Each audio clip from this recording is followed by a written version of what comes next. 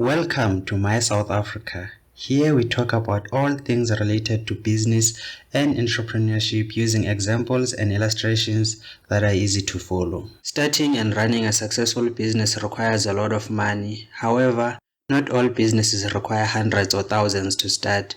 There are businesses you can start with 1,000 rands or less and grow them into successful businesses. These are the 5 businesses you can start with 1,000 rands in South Africa. Most of these were selected based on their low barriers to entry, scalability, and profit margins. Virtual assistant. A virtual assistant provides administrative services to companies and is usually an independent contractor. Your job as a virtual assistant can include checking emails, bookkeeping, social media management, and so on. This is a business with low barriers to entry and extremely high profit margins. It's also very scalable. You can have clients from all over the country. The main disadvantage is that you are going to find it hard to get clients, especially ones from South Africa. So you might end up quitting because you aren't getting enough clients. However, if your business does become a success, then you can find yourself making north of 20,000 rands per month from just an investment of 1,000 rands. All you need is a computer, a telephone, and a stable internet connection. It's also important to mention that we are not only limited to the South African market. A lot of companies from US and Europe prefer outsourcing their administrative tasks to virtual assistants from India or South Africa because of labor costs and because most people from these countries can communicate in English fairly well. Freelance writing. Freelance writing is an extremely lucrative business. The barriers to entry are very low with regards to capital. You still need to have the skills to write high quality content. As a freelance writer, your job is to write for blogs such as mysouthafrica.co.za and you can earn anywhere between 150 and 1,200 rands per article, depending on what blog you are writing for and how much knowledge you have on the subject. The main disadvantage of this business is that you need to have a lot of experience in a certain niche or do a lot of original research on your topics.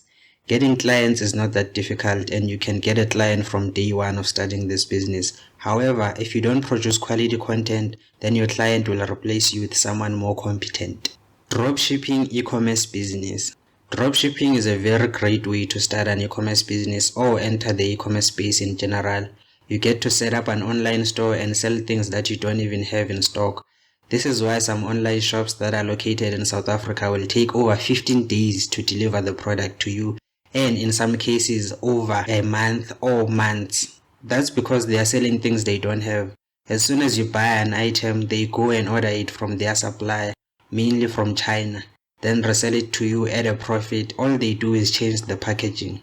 The reason why they can get away with this is because you don't need to see the physical inventory before buying online. All they do is post a picture of the product and you have no way of knowing if they actually have it in stock. The best places to dropship are AliExpress and eBay.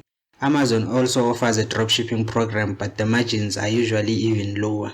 Dropshipping is a very good business model. The main disadvantage is that it has really low profit margins. You also have very limited control over your business. Even though you won't pay for inventory, you'll have to pay a lot for marketing. Blogging. By far the best business on this list with extremely high profit margins. Profit margins can reach over 900% on a single blog post. The barriers to entry are fairly low. All you need is hosting, a domain, and a stable internet connection. The main downside to this business is that you have to wait for over 12 months before making a substantial amount of income. This means that your 1,000 rands has a very high chance of being consumed by costs before you get to turn a profit.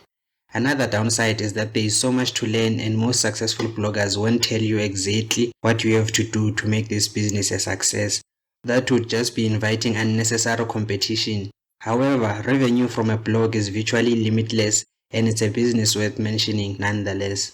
YouTube. Why do you think most celebrities are rushing to open a YouTube channel? Because there's a lot of money to be made from YouTube. The profit margins aren't as high as in blogging, however, it is just as scalable. It's very easy to think that YouTube is saturated, but it's not. It's anything but saturated. You just have to have an eye for opportunities. The barriers to entry are low. All you need is a stable internet connection and a good quality camera. Most YouTubers earn money from ads, sponsorships, affiliate marketing, and by selling their own products. The main downside is that you need to get a lot of views on your videos before making a substantial amount of money. It may take over 24 months to turn your YouTube channel into a successful business. There is a lot of promoting involved, and you should also learn how the YouTube algorithm works. Bottom line, every one of these businesses is internet based. That's because starting a regular business with just 1000 rands and growing it into a very stable, successful business is hard. There are certainly entrepreneurs who have done that before, but for most people, you are going to remain in the hustling phase for a really long time and might end up being frustrated. Each of the above businesses has a very real chance of earning you 30k per month within 24 months after starting it. It would be very hard to go from 1k to 30k within 24 months with a regular business. These were just some of the businesses you can start with 1000 rands in South Africa.